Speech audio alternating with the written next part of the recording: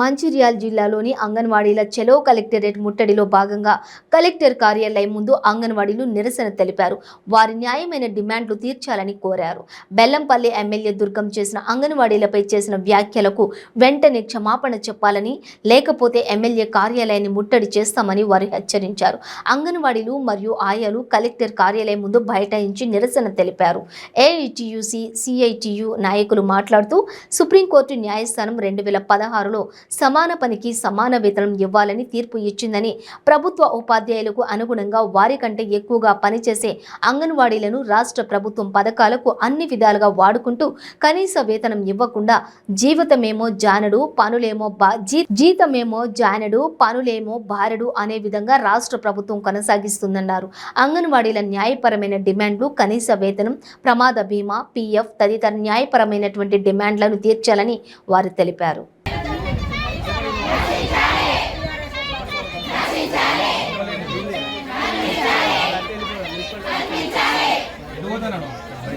పరిష్కరించాలని నిరవధిక సమ్మె కొనసాగుతుంది తెలంగాణ రాష్ట్రంలో. ఈ సమస్యను పరిష్కరించకపోగా టీఆర్ఎస్ బీఆర్ఎస్ ప్రభుత్వం అంగన్వాడీల పట్ల విభజించు పాలించు అనేటువంటి సిద్ధాంతాన్ని ఎంచుకొని మంచిర్యాల జిల్లాలో ఉన్నటువంటి అంగన్వాడీల మధ్యలో చిచ్చు పెట్టే ప్రయత్నం చేస్తూ ఉన్నారు. అంగన్వాడీ సెంటర్లకు పోయి అధికారులంతా తాళాలు వలగొట్టి అంగన్వాడీలను భయభ్రాంతులకు గురి చేయడాన్ని జేఏసీగా ఏఐటీసీగా అధికారుల విధానాలని తప్పుపడతా ఉన్నాం. చట్టసభల నేతగా ఉన్నటువంటి దుర్గం చిన్నయ్య ఎమ్మెల్యే అంగన్వాడీల పట్ల దుర్భాషలాడడాన్ని తీవ్రంగా ఖండిస్తా ఉన్నాం. వెంటనే అంగన్వాడీలకు క్షమాపణ. అంగన్వాడీల సమ్మె గురించి మరి తెలియజేయనది ఏమనగా 10 రోజుల నుండి సమ్మె కూర్చుంటే ఒక్కరు కూడా పట్టించుకోవడం లేదు. అంటే అంగన్వాడీ టీచర్స్ అంటే అంత చులకనైపోయింది ప్రభుత్వానికి.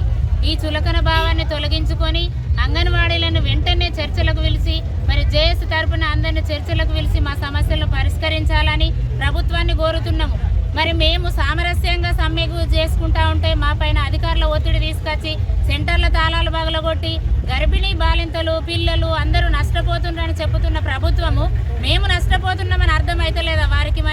మరి మేమే సేవలు చేస్తే వాళ్ళు సేవలు అందుకునే వాళ్ళు నష్టపోయినప్పుడు సేవలు చేసే వాళ్ళం ఎంత నష్టపోతామన్న అనేది కూడా ప్రభుత్వం గుర్తించాలని మరి ముఖ్యమంత్రి గారిని కోరడం జరుగుతుంది.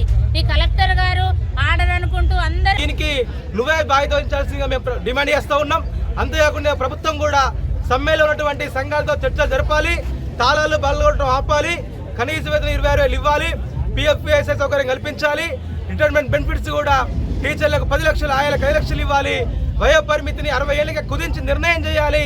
కేంద్ర ప్రభుత్వం ఇచ్చినటువంటి పెంచిన డబ్బులను ఏవైతే ఉన్నాయో టీచర్లకు ఆయాలకు మినిమంగా టీచర్లకు ఇచ్చిన డబ్బులు ఏరియల్స్ రాష్ట్ర ప్రభుత్వం చెల్లించాలి.